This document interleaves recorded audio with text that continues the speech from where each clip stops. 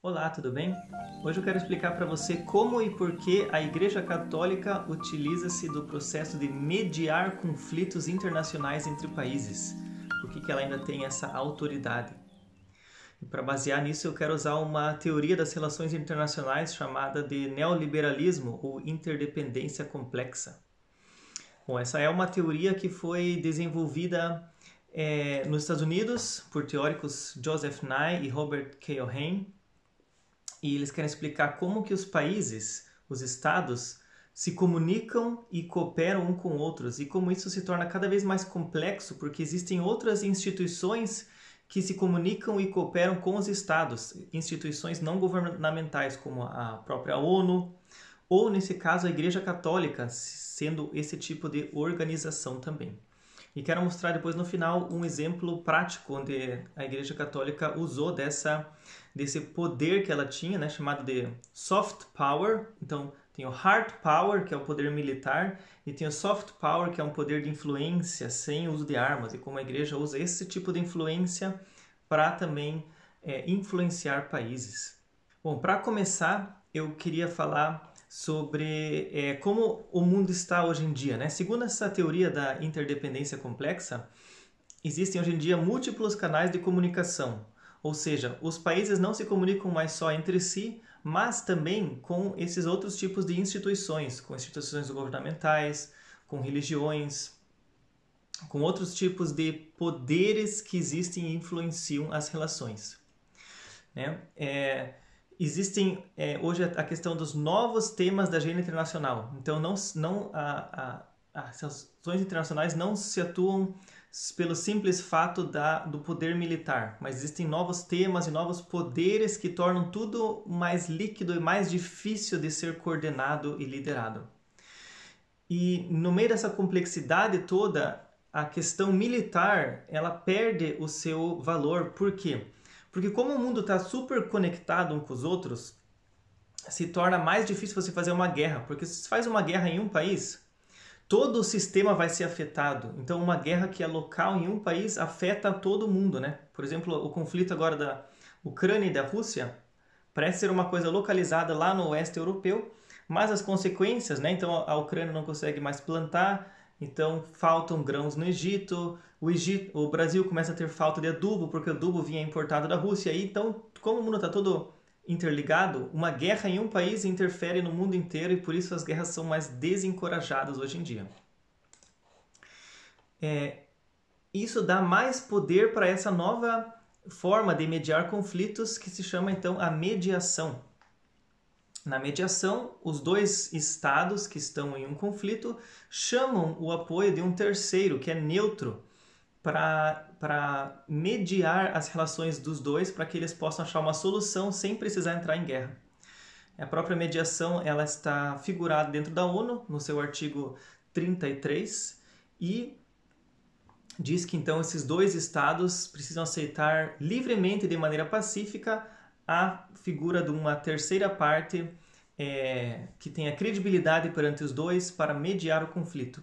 E aí que entra a Igreja Católica, porque ela ainda tem muita credibilidade em muitos países e pode então atuar como mediador frente a conflitos. A Igreja Católica tem essa situação única entre todas as religiões, porque ela também é um país. Ela é a única religião que é um país. Então, a gente chama isso que ela possui dois sujeitos de direito internacional. Ela tem o Vaticano, que é um país, e ela tem também a Santa Sé, que é a religião. Então, o Papa ele é chefe de um país chamado Vaticano e ele é chefe de uma religião chamada Santa Sé. E sobre esses dois pilares está então equilibrada a Igreja Católica.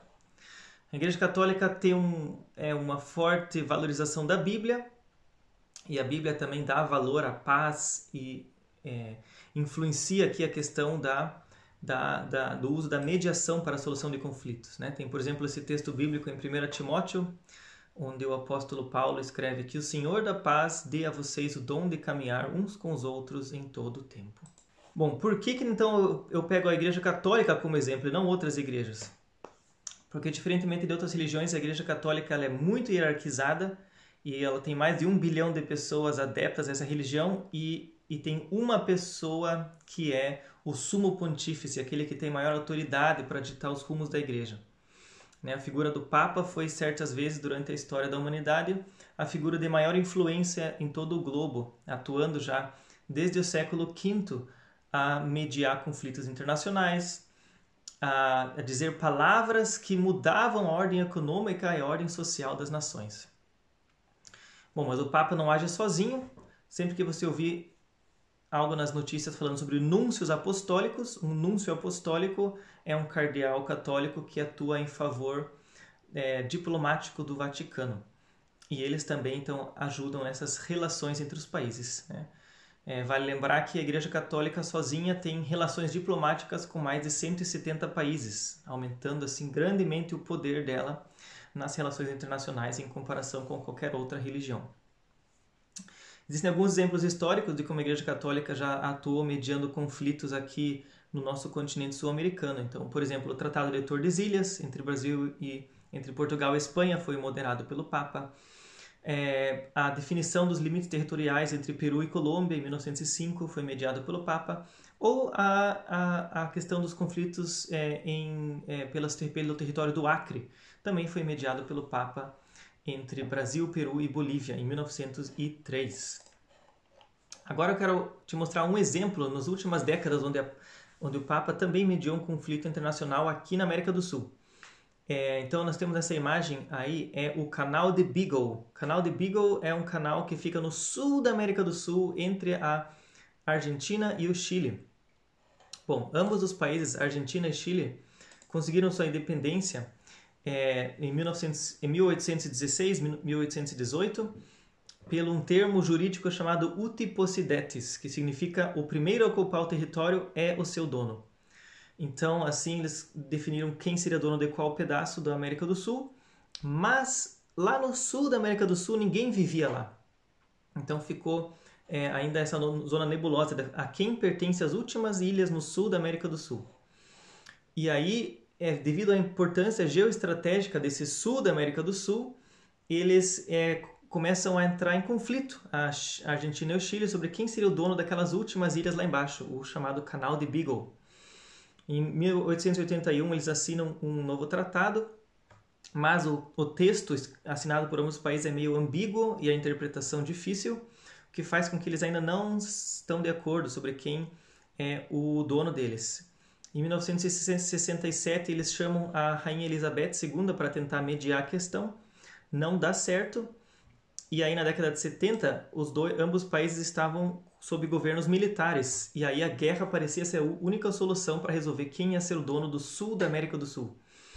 Mas para evitar a guerra, eles chamam então o Papa João Paulo II para resolver e para mediar essa questão.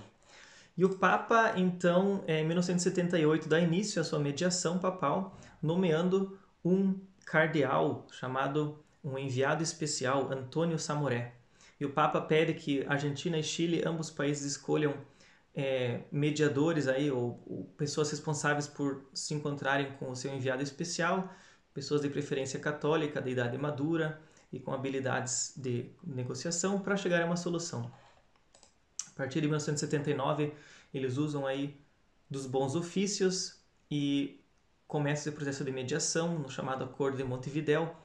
Depois o Papa realiza reuniões em separado com a Argentina, com o Chile, para entender o ponto dos dois.